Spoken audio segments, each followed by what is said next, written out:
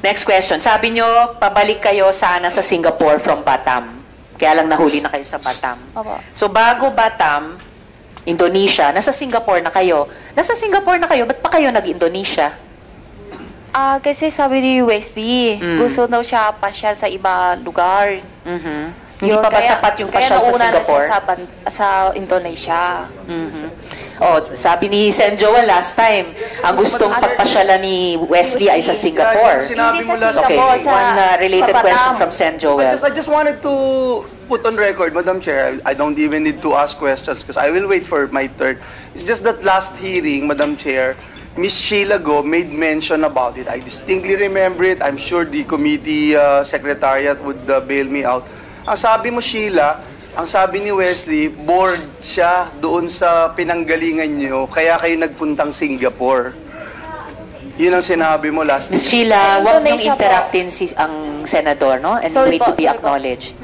Pwede mong sabihin ngayon na maaari kang nagkamali. Pero, ang narinig namin lahat, kaya ka pupunta ng Singapore dahil bored si Wesley. Ay, sorry po, baka Manila ako ninig talaga kasi... So, ano yung totoo? Indonesia kasi ang naalam ko yung tanong So, niyo po. Sheila, again, na-board sa Singapore, pumunta ng Indonesia. Kahit medyo naguguluhan kami doon. Hindi kasi Nasa nakailan... Singapore ka na eh.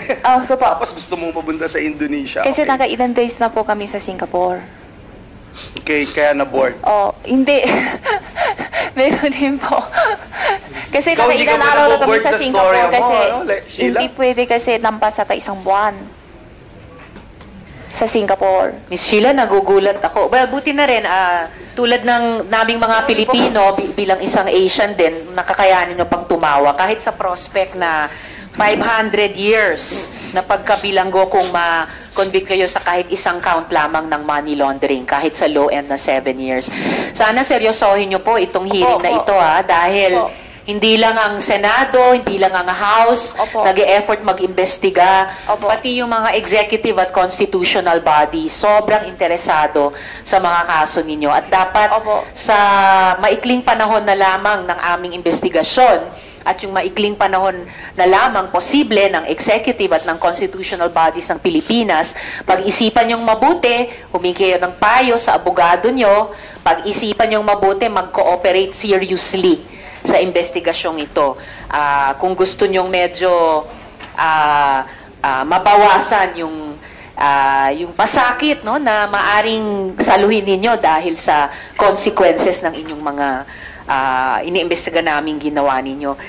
Ms. Sheila, nung tumakas kayo sa Pilipinas kasama ni na Alice, hindi nyo ba alam na may arrest order na para kay Alice Go? Hindi nyo ba alam na may subpoena ang Senado sa inyo? Yung mic nyo? Hindi po. Hindi nyo alam. Kailan ang huling beses na nag-usap kayo ni Alice? Ano po? Kailan kayo huling nag-usap ni Alice?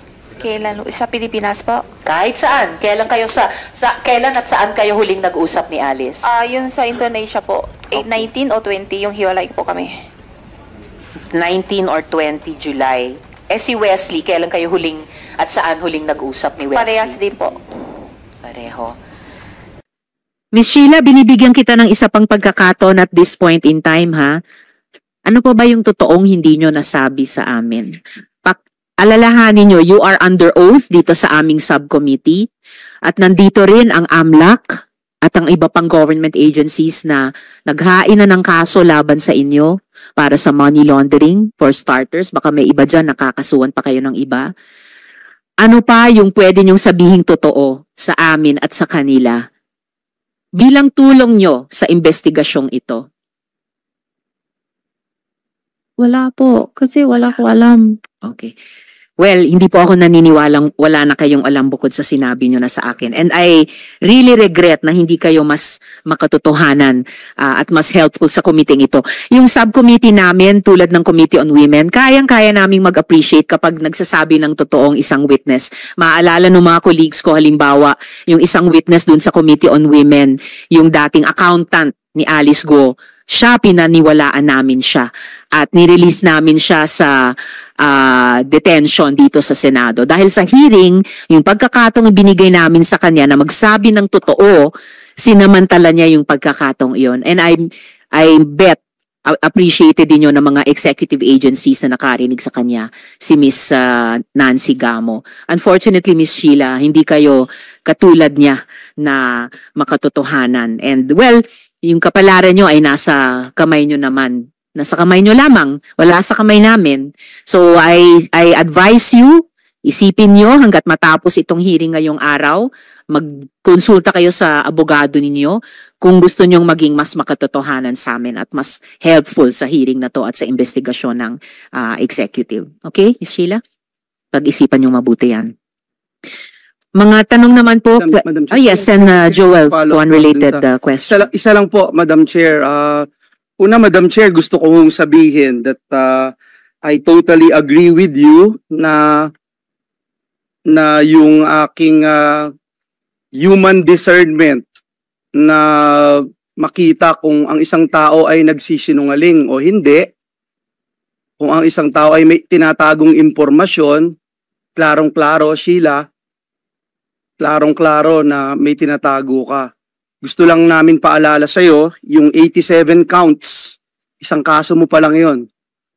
Napakadami pa na susunod. Gusto ka naming tulungan kung magsasabi ka ng totoo. Gusto ka naming tulungan. Sana nakikita mo ko ngayon, as I look at you, eye to eye, gusto ka naming tulungan kung magsasabi ka ng totoo. Hindi ka sa amin nagsasabi ng totoo. Bakit? Babanggitin ko sa iyo isa-isa ha. Mula noong nakaraang hearing, sinasabi mo wala ka laging alam. Di ko alam yan, di ko alam yan, di ko alam yan. Hindi ka nagtatanong, hindi mo alam saan ka pupunta, etc. Pero, pagdating mo doon sa Sabah, nagtanong ka na kay Wesley, nasaan na tayo? Okay? Nagtanong ka. Pero, Sheila, kami ba mapapaniwala mo? Mapapaniwala mo kami na 5 oras bumiyahe ka sa van, hindi ka nagtatanong?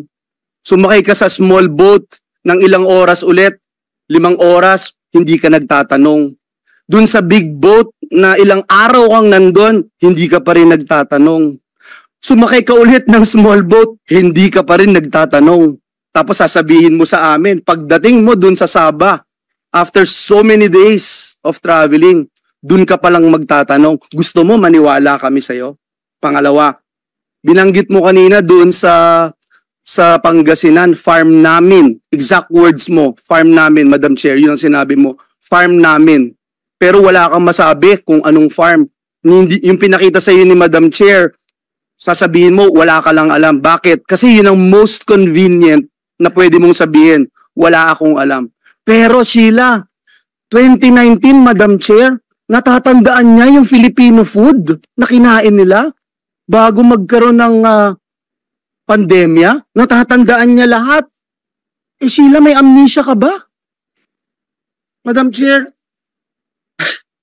hindi ako naniniwala, Sheila, hindi mo kami po pwedeng bulahin na sasabihin mo wala ka talagang alam lahat. At lagi mo sasabihin si Alice ang nagdidesisyon sa'yo. Uulitin ko yung sinabi ni Madam Chair na kung pinapayagan mong gamitin ang iyong pangalan, kung sasabihin mo hindi mo alam pero involved ka sa mga criminal activities, madidiin kang husto. Ngayon, nasasabi mo, kilala mo si Mayor Kalugay. Pero noong last time na sinabi namin, meron ka bang kakilala mga politiko na tingin mo pwedeng tumulong sa inyo? Wala ang sagot mo, hindi mo alam. Pero ngayon may binanggit kang mayor. So isa lang ang itatanong ko, Sheila. Isa lang. Sino pa yung mga tumulong sa iyo na nasa gobyerno? Ito man ay staff ng isang ahensya ng pamahalaan, politiko man ito, mayor ba to, congressman o kung saan man, sino man, sabihin mo sa amin dahil hindi kami naniniwala sa istorya na binebenta mo sa amin, hindi namin bibilhin yung mga sinasabi mo at lalo kang madidiin at sisiguraduhin ko sa'yo, Sheila, pag hindi ka nagsabi ng katotohanan, sisiguraduhin namin sa'yo ng buong Senado na mapaparusahan kang husto. Mapaparusahan kang husto. So muli, tatanungin namin, sino yung kakilala mo? Kung hindi mo man kakilala, alam mong may tumutulong, alam mo na merong umaalalay sa inyo ni Alice para makalabas ng bansang Pilipinas. Sheila, Hindi ko po talaga alam. Ang ano lang kasi ang kakilala ko lang yung kaibigan po ni Alice na yung sabi niyo na maging police o kaya palang puliti. Yun lang po si Mayor Dong. sa Mayor, Yun lang po. Mayor Dong Kalugay. O yun lang po ata. Sa police, sino ang mga kaibigan ni Mayor Alice? Hindi ko po alam. Mhm. Madam Alright. Chair, I'm Yes, I'm Joel. just so disappointed, Madam Chair, na ayaw pa rin magsabi ng katotohanan ni Miss Alice, bagamat Miss Sheila. Miss Sheila, bagamat hindi ko alam, Sheila, kung mahal mo pa yung sarili mo, magtira ka ng pagmamahal sa sarili mo, you owe it to yourself na magsabi ng katotohanan. Hindi ka makakalabas ng Pilipinas ng ganun lang. Kahit nakapatid mo pa si Alice Go. Hindi ka makakalabas ng ganun lang, hindi ka wala sa mga otoridad sa Pilipinas ng ganun lang.